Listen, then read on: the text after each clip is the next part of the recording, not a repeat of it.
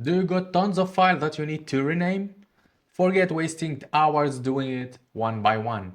In this quick tutorial, I will show you how to rename multiple files in seconds, straight from your command prompt. Stay with me till the end of the video. I've got a bonus command that you absolutely can't miss. Let's dive right in. First, open your folder where your files are located. Then, open PowerShell or command prompt directly inside the folder.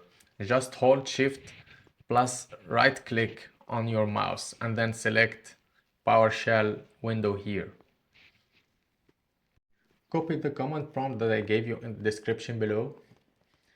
And then, to achieve our goal, we have to change two parameters in this command. The first one is the old file name part, which is in our case, for example, we want to replace file-copy in our files with another name or another file name. So here we have to write file-copy in the first field.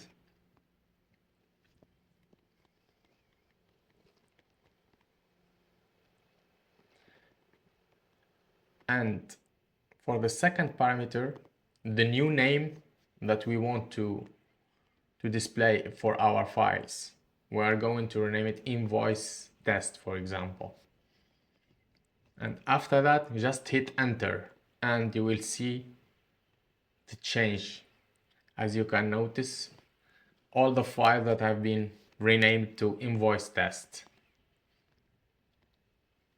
Another thing that we want maybe to do is to remove those parentheses in our file. So again, copy and paste the command that I let you in the box description. And then here, as you can notice in the command, we have to replace the parentheses with empty space. So just copy this command and then hit enter, and that's it. And here is the magic.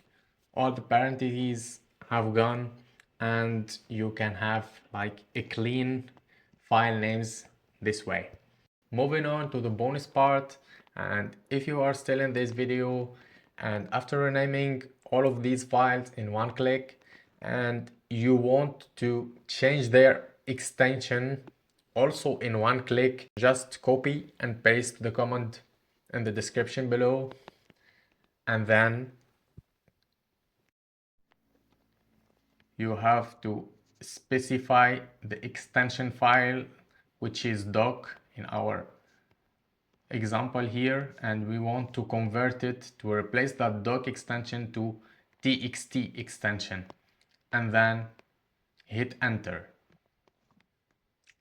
And here is it, the result, and all the files are converted to a txt extension.